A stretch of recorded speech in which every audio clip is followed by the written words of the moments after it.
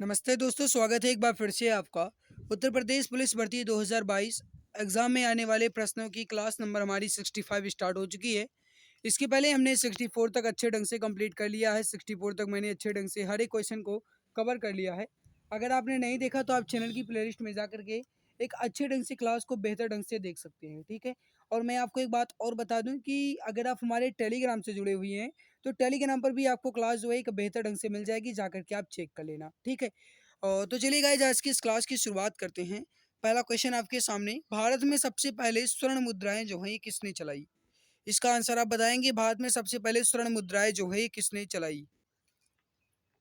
अब देखो गाइस, सबसे पहले आपसे अगर कहा जाएगा तो याद रखना, हिंद यूनानियों ने या इंडो ग्रीक ने या गाइस इंडो बैक्टीरियन। इनका नाम क्या क्या है? हिंदी यूनानी है, इंडो ग्रीक है या फिर गाइस इंडो बैक्टीरियन है।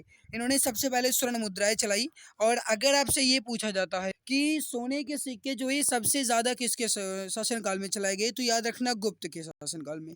अगर आपसे ये पूछा जाता है कि गाइज सबसे ज्यादा शुद्ध सोने के सिक्के किसके शासनकाल में चलाए गए, तो याद रखना मेरे प्यारे भाई, वो कुषाणों ने चलाए थे, ठीक है। चलो, अगला है कि किस मुगल शासक ने 2 बार शासन किया? इसका आंसर आप बताएंगे, किस मुगल शासक ने 2 बार शासन किया? जो इसका सही हो जाएगा आपका, वो हो जाएगा हुमायूं ने। जो भी यहाँ पर बता रहे हैं ऑप्शन बी कि हुमायूं ने 2 बार शासन किया, बिल्कुल सही हो जाएगा। अगला आपके सामने, भारतीय राष्ट्रीय कांग्रेस का प्रथम मुस्लिम प्रेसिडेंट कौन था? भारतीय राष्ट्रीय कांग्रेस का प्रथम मुस्लिम प्रेसिडेंट कौन था? सही हो जाएगा, वो हो जाएगा बदरुद्दीन तैयब जी। जो भी यहाँ पर बता रहे हैं ऑप्शन नंबर डी बिल्कुल राइट होगा। भारतीय राष्ट्रीय कांग्रेस की स्थापना जो है गाइस, ये कब की गई? याद रखना 1885 में की गई। किनके द्वारा की गई थी? तो ये की गई थी एवो ह्यूम के द्वारा। राइट होगा यहाँ पर, एवो ह्यूम के द्वारा। कब की गई? तो 1885 में की गई थी। अगला क्वेश्चन आपके सामने है, क्वेश्चन नंबर 4, कि किस भारतीय राष्ट्रीय आंदोलन का शीर्ष गीत बना वंदे मातरम? किस भारतीय राष्ट्रीय आंदोलन का शीर्ष गीत बना वंदे मातरम? राइट हो जाएगा आपका, वो हो जाएगा स्वदेशी आंदोलन। जो भी प्यारे भाई मित्र यहाँ पर ऑप्शन नंबर डी बता रहे हैं, बिल्कुल सही हो जाएगा। देखो, मैं आपको बता दूं गाइस कि हम आपके लिए लेकर आ रहे हैं सामान्य ज्ञान के 993 प्रश्न, जो कि सभी परीक्षाओं के लिए महत्वपूर्ण रहेंगे। ये आपकी सुपर फास्ट क्लास होगी। एक ही वीडियो में हम क्वेश्चंस को कंप्लीट करने वाले हैं, पूरे 900 क्वेश्चंस को एक ही वीडियो में कंप्लीट करने वाले हैं। ये मिलेगी किस दिन आपको और कब मिलेगी? देखो, ये आपको मिलेगी मेरे प्यारे भाई, मिलेगी आपको ये 27 जुलाई। याद रखना कब मिलेगी? 27 जुलाई को शाम को 7:30 बजे क्लास लाइव होगी। 27 जुलाई शाम 7:30 बजे आपको ये क्लास मिलेगी। 993 प्रश्न आपके रहने वाले हैं। सुपर फास्ट क्लास होगी। एक ही वीडियो में आपकी ये जो गाइस क्वेश्चन है, 900 क्वेश्चन ये कंप्लीट हो जाएंगे, ठीक है। और एक बात मैं आपको और बता दूं कि गाइस, जो ये क्वेश्चन है आपके, जो क्वेश्चंस आपके लिए लेकर आएंगे गाइज, बहुत ही बेहतर क्वेश्चन होने वाले हैं। कहीं ना कहीं मैं बात करूं तो अगर आपके एग्जाम में 50 क्वेश्चन आते हैं तो कम से कम गाइज आपके मान लो कि 35 क्वेश्चन तो इस क्लास से फंसने ही वाले हैं, क्योंकि बहुत ही बेहतर ढंग से आपकी क्लास होगी। बहुत ही लाजवाब क्लास होने वाली है। चाहे आपकी क्लास 2-2.5 घंटे की हो या 3 घंटे की हो, कोई मतलब नहीं है, लेकिन बेहतर ढंग से आपको मैं क्लास दूंगा, ठीक है। तो आप इस क्लास के बारे में अपने मित्र को भी सूचित कर दीजिए। मैं यहाँ पर लिख भी दे रहा हूँ कि ये क्लास आपकी कब होगी। यहाँ पर आप देख लो मेरे प्यारे भाई, आपकी ये होगी 27 जुलाई। आज कितने तारीख है? 25 है, कल 26, परसों 27, यानी 27 जुलाई को आपकी शाम को 7:30 बजे ये क्लास लाइव होगी, 7:30 PM पर, ठीक है। तो इसके बारे में अपने सभी मित्र को सूचित कर दीजिए। और आप कमेंट सेक्शन में ये कमेंट करके पहले बता दीजिए कि क्या आप इस क्लास के लिए तैयार हैं। जब सभी मित्र का कमेंट आएगा कि हाँ हम तैयार हैं इस क्लास के लिए, ऑफलाइन कमेंट में जब सभी मित्र ये कमेंट करके बताएंगे तभी मैं क्लास आगे लूंगा, ठीक है। तो आप कमेंट में ये पहले बता दीजिएगा, फिर क्लास ली जाएगी। पहले कमेंट में ये बताना कि क्या आप इस तांडव प्रश्न के लिए तैयार हैं या नहीं। ओके, चलिए। अगला क्वेश्चन आपके सामने, कि यूरोप में जूरा पर्वत से लेकर के जेनेवा झील की तरफ रात्रि में चलने वाली शीतल एवं शुष्क पवन को किस नाम से जाना जाता है? देखो, क्वेश्चन भले ही आपको टफ लग रहा हो लेकिन इंपॉर्टेंट है। राइट होगा आपका मिस्ट्रल के नाम से। सही क्या हो जाएगा आपका? Option number C. अगला, कि चाय के पौधे उगाने की जो डैपाग विधि है ये विकसित हुई थी? चाय के पौधे उगाने की जो डैपाग विधि है ये कहाँ से विकसित हुई थी? याद रखना मेरे प्यारे भाई, ये कहाँ से विकसित हुई थी? राइट हो जाएगा फिलीपींस से। ऑप्शन नंबर डी यहाँ पर आपका बिल्कुल सही होगा। जो भी डियर प्यारे भाई ऑप्शन नंबर डी बता रहे हैं फिलीपींस से, बिल्कुल सही हो जाएगा। अगला आपके सामने कि भारत में प्रथम कपास मिल या सूती वस्त्र उद्योग की स्थापना जो है ये किस शहर में हुई? देखो, जो कपास मिल है या सूती वस्त्र उद्योग की स्थापना जो है ये सबसे पहले किस शहर में हुई थी मेरे प्यारे भाई? याद रखिएगा कोलकाता में। और अगर आपसे ये पूछा जाता है कि कोलकाता किस नदी के किनारे है, तो याद रखना हुगली नदी के किनारे है। और इस मिल की स्थापना जो है मेरे प्यारे भाई ये कब की गई थी? तो याद रखना 1818 में, यानी 1818 में इसकी स्थापना की गई। और कहाँ की गई? तो कोलकाता में। कोलकाता जो है किस नदी के किनारे है? तो हुगली नदी के किनारे है। अगला देखो कि धीन धीन बांध जो है ये किस नदी पर बनाया गया? धीन बांध जो है ये किस नदी पर बनाया गया? देखो, धीन बांध जो है गाइस ये जम्मू कश्मीर और पंजाब, जम्मू कश्मीर और पंजाब के बॉर्डर जो कि पठानकोट है वहीं में स्थित है गाइस। ठीक है। तो अगर आपसे ये पूछा जाता है धीन बांध जो है कहाँ पर है, तो जम्मू कश्मीर और पंजाब के बॉर्डर पठानकोट पर यह है गाइस। और ये किस नदी पर बनाया गया है? तो याद रखना ये रावी नदी पर बनाया गया है, जहाँ पर हड़प्पा सभ्यता स्थित है ना। हड़प्पा सभ्यता भी रावी नदी के किनारे ही मिली है, तो रावी नदी पर यह बांध बनाया गया है। याद रखिएगा यहाँ पर आपका जो सही हो जाएगा मेरे प्यारे भाई वो हो जाएगा आपका ऑप्शन नंबर ए। अगला कि किस अनुच्छेद के तहत अवशिष्ट शक्तियां केंद्र के पास हैं? किस अनुच्छेद के तहत अवशिष्ट शक्तियां केंद्र के पास हैं? इसका आंसर आपको बताना है। और अगर आपने अभी तक क्लास को लाइक नहीं किया है तो लाइक करके जरूर बता दीजिएगा गाइस। ठीक है। एक बार सभी मित्र क्लास को थम्स अप जरूर कर देंगे। राइट हो जाएगा अनुच्छेद 248 के तहत। और गाइस अगर आपसे ये पूछा जाता है कि जो ये अवशिष्ट शक्तियां हैं ये किस देश के संविधान से ली गई हैं, तो याद रखिएगा मेरे प्यारे भाई ये कनाडा से लिया गया। कहाँ से लिया गया? ये कनाडा से लिया गया है। अवशिष्ट की शक्तियां किस अनुच्छेद से संबंधित हैं? तो अनुच्छेद 248 से संबंधित है। यहाँ पर आपका ऑप्शन डी बिल्कुल राइट हो जाएगा। इसकी पीडीएफ जो है ये आपको हमारे टेलीग्राम पर मिल जाएगी। टेलीग्राम चैनल के बारे में आप जानते ही हैं। टेलीग्राम चैनल है आपका एग्जाम गुरुजी बाय अरविंद सर। यहाँ पर आपको इसकी पीडीएफ मिल जाएगी, फ्री में आप जाकर के चेक कर लेना। ठीक है। भारत में लोकसभा के अध्यक्ष जो हैं ये मनोनीत किए जाते हैं, चयनित किए जाते हैं, निर्वाचित किए जाते हैं या नियुक्त किए जाते हैं? इसका आंसर आप बताएंगे। भारत में लोकसभा के अध्यक्ष का जो है चुनाव है ये कैसे होता है? देखो गाइस, भारत में लोकसभा के अध्यक्ष जो हैं ये निर्वाचित किए जाते हैं। राइट हो जाएगा आपका ऑप्शन नंबर सी। जो भी प्यारे भाई मित्र यहाँ पर ऑप्शन नंबर सी बता रहे हैं निर्वाचित किए जाते हैं, बिल्कुल सही हो जाएगा। वर्तमान में सर्वोच्च न्यायालय में मुख्य न्यायाधीश के अतिरिक्त कितने न्यायाधीश की व्यवस्था की गई है? वर्तमान में सर्वोच्च न्यायालय में मुख्य न्यायाधीश के अतिरिक्त कितने न्यायाधीश की व्यवस्था की गई है? सही हो जाएगा, कुल मिलाकर के 34 न्यायाधीश की व्यवस्था की गई। ऑप्शन नंबर डी यहाँ पर आपका बिल्कुल राइट हो जाएगा। संविधान का वह कौन सा भाग है जो संविधान के निर्माताओं के मस्तिष्क और उद्देश्यों को प्रतिबिंबित करता है? यह क्वेश्चन भले ही आपको टफ लग रहा हो लेकिन एग्जाम की दृष्टि से बहुत ज्यादा महत्वपूर्ण है। तो संविधान का वह कौन सा भाग है जो संविधान के निर्माताओं के मस्तिष्क और उद्देश्यों का प्रतिबिंबित करता है? तो राइट हो जाएगा आपका, वो हो जाएगा मेरे प्यारे भाई जो भी यहाँ पर बता रहे हैं कि राज्य के जो नीति निर्देशक तत्व हैं गाइज ये संविधान के निर्माताओं के मस्तिष्क और उनके उद्देश्यों को प्रतिबिंबित करता है। राइट हो जाएगा आपका ऑप्शन नंबर सी। जो भी मित्र प्यारे भाई ऑप्शन सी बता रहे हैं बिल्कुल सही हो जाएगा। मध्य प्रदेश में करेंसी प्रिंटिंग जो है ये कहाँ पर है? मध्य प्रदेश में जो करेंसी प्रिंटिंग है ये कहाँ पर है आपसे ये पूछा गया है। बताइए इसका सही आंसर क्या हो जाएगा? देखो, मध्य प्रदेश में जो करेंसी प्रिंटिंग है गाइज ये देवास में है। आपसे ये पूछा जा सकता है एग्जाम में, आपके आ सकते हैं क्वेश्चन, एग्जाम की दृष्टि से इंपॉर्टेंट है। तो देवास में है, आपका ऑप्शन ए बिल्कुल राइट होगा। भारत में योजना अवकाश या प्लान हॉलीडेज था कब से कब तक?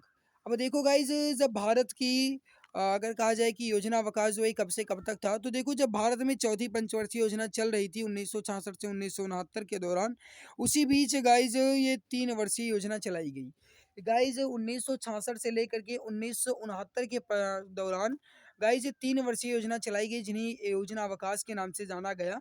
तो 1966 के सूखे के पश्चात 1966 से 1969 के बीच के अवकाश को योजना अवकाश के नाम से जाना गया। तो यहाँ पर आपका ऑप्शन नंबर बी जो है ये बिल्कुल राइट हो जाएगा। जो भी यहाँ पर डियर फ्रेंड्स ऑप्शन बी बता रहे हैं बिल्कुल सही हो जाएगा। करेक्ट आंसर आपका हो जाएगा ऑप्शन नंबर बी। अगला है कि कराधान एक उपकरण है।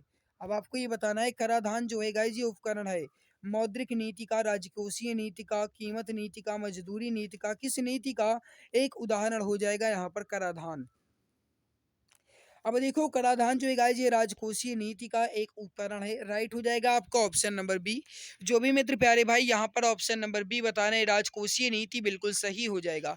निम्नलिखित में से कौन से दिन यूनिसेफ दिवस के रूप में मनाए जाते हैं? कौन सा दिन यूनिसेफ दिवस के रूप में मनाया जाता है? अब देखो मेरे प्यारे भाई यूनिसेफ दिवस के रूप में मनाया जाता है। यूनिसेफ का मतलब ये हुआ अगर आपसे ये पूछा जाता है कि गाइस यूनिसेफ का मुख्यालय कहाँ पर है? तो याद रखिएगा मेरे प्यारे मित्र यूनिसेफ का जो मुख्यालय है ये न्यूयॉर्क में है। ठीक है। इसकी स्थापना कब की गई? तो ये अगर आपसे पूछा जाता है तो याद रखना 11 दिसंबर 1946 को। कब की गई मेरे प्यारे भाई? यहाँ पर मैं लिख भी दे रहा हूँ ताकि आपको अच्छे ढंग से समझ में आ जाए। तो कब की गई? 11 दिसंबर 1946 को इसकी स्थापना की गई। तो मतलब किस दिन यूनिसेफ दिवस मनाया जाएगा? यहाँ पर आपका 11 दिसंबर बिल्कुल राइट हो जाएगा। ठीक है। और ये गाइस जो यूनिसेफ है इसका अगर कहा जाए मान क्या मतलब क्या होता है तो होता है संयुक्त राष्ट्र बाल कोष, है ना? ये गाइस जो इसका मुख्यालय कहाँ पर है तो ये न्यूयॉर्क सिटी में है। आपसे ये भी पूछा जा सकता है कि इसका हेडक्वार्टर कहाँ है? तो न्यूयॉर्क सिटी में है। अगला क्वेश्चन आपके सामने। रेमंड मैग्सेस पुरस्कार जो है ये किस देश द्वारा प्रदान किया जाता है? अब देखो रेमंड मैग्सेस पुरस्कार जो है गाइस ये एशिया के प्रमुख या विशेष व्यक्ति को गाइस दिया जाता है उनकी विशिष्टता कार्य के लिए। और रेमंड मैग्सेस पुरस्कार को गाइस एशिया का नोबेल पुरस्कार भी कहा जाता है। तो आप ये भी याद रखिएगा पूछा जा सकता है आपसे। तो रेमंड मैग्सेस पुरस्कार जो है गाइस जी इसे एशिया का नोबेल पुरस्कार भी कहते हैं। और अगर आपसे कहा जाता है कि किस देश के द्वारा दिया जाता है तो याद रखिएगा मेरे प्यारी भाई फिलीपींस के द्वारा। सही यहाँ पर क्या हो जाएगा आपका? फिलीपींस के द्वारा। जो भी मित्र यहाँ पर ऑप्शन नंबर सी बता रहे हैं बिल्कुल सही हो जाएगा। एक द्रव का बूंद जो है ये गोलीय आकार धारण कर लेता है। इसका कारण क्या है? एक द्रव का बूंद गोलीय आकार धारण कर लेती है। पृष्ठीय तनाव के कारण, श्यानता के कारण, या ऊर्ध्वमुखी प्रणोद के कारण, या फिर गुरुत्वाकर्षण के कारण। इसका आंसर आप बताएंगे। राइट आंसर क्या हो जाएगा? फटाफट आंसर देने की कोशिश कीजिए।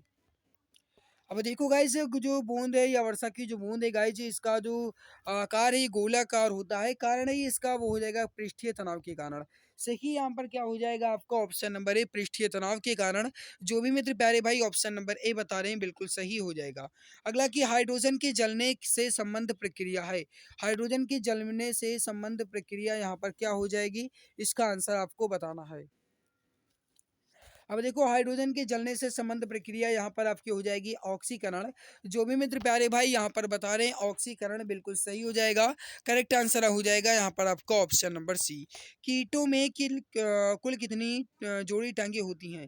कीटों में कुल कितनी जोड़ी टांगे होती हैं? आपसे यह पूछा गया है। बताइए इसका राइट आंसर क्या हो जाएगा? फटाफट आंसर दीजिए। Question number 20। अब देखो कीटों में कुल कितने जोड़ी टांगे होती हैं? सही हो जाएगा क्वेश्चन नंबर 20 का। जो भी मित्र प्यारे भाई यहाँ पर बता रहे हैं क्वेश्चन नंबर 20 राइट यहाँ पर बता रहे हैं कि कुल मिलाकर के 3 जोड़ी या 6 टांगे होती हैं। ऑप्शन नंबर सी बता रहे हैं बिल्कुल सही हो जाएगा। किसकी मौजूदगी के कारण शरीर के भीतर रक्त जमता नहीं है? देखो अगर रक्त ना जमे गाइस तो ये विटामिन के की कमी होती है। और किसकी मौजूदगी के कारण? तो हो जाएगा आपका हाइपेरिन के कारण। किसके कारण? हाइपेरिन के कारण। यहाँ पर राइट होगा आपका ऑप्शन नंबर डी। देखो मैं कोशिश करता हूँ कि कम समय में आपके पूरे क्वेश्चंस कवर कर लें। सो गाइस मैं थोड़ी तेज कवर करवाने की कोशिश यहाँ पर कर रहा हूँ। ठीक है गाइस मैंने आपको पहले भी बता रखा है कि आपका 27 जुलाई को शाम 7:30 बजे 900 तांडव प्रश्नों की क्लास होगी। बेहतर ढंग से क्लास होने वाली है तो कृपया आप इस क्लास को शुरू से लेकर के अंत तक जरूर देखिएगा। 27 जुलाई को शाम 7:30 बजे ये क्लास आपकी शुरू होगी। मैं आपसे रिक्वेस्ट करना चाहूंगा कि आप कमेंट सेक्शन में कमेंट करके जरूर बताइएगा कि क्या आप इस बेहतर और गाइस इस गजब क्लास के लिए तैयार हैं। 900 तांडव प्रश्न को कंप्लीट करने के लिए क्या आप तैयार हैं? अपनी राय वीडियो के नीचे ऑफलाइन कमेंट सेक्शन में कमेंट करके जरूर बताइएगा। हम आपकी इस कमेंट का इंतजार कर रहे हैं। नेक्स्ट आपके सामने क्वेश्चन क्या कह रहा है कि उत्तर प्रदेश, यहाँ पर ये उत्तर लिखा है, उत्तर प्रदेश की 10 की जनसंख्या वृद्धि जो है ये कब उच्चतम थी? 1961 से 1971 के बीच, 71 से 81 के बीच, 81 से 91, या 91 से 2001। उत्तर प्रदेश की 10 की जनसंख्या वृद्धि जो है ये उच्चतम थी।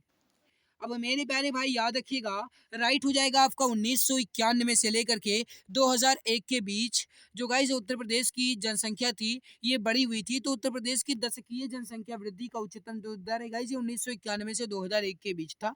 राइट होगा यहाँ पर आपका ऑप्शन डी। उत्तर प्रदेश की किस जनजाति ने दीपावली में दीपावली को शोक के रूप में मनाया जाता है? मतलब उत्तर प्रदेश की किस जनजाति में दीपावली को शोक के रूप में मनाया जाता है? क्वेश्चन नंबर 23 बताएंगे इसका राइट आंसर क्या हो जाएगा।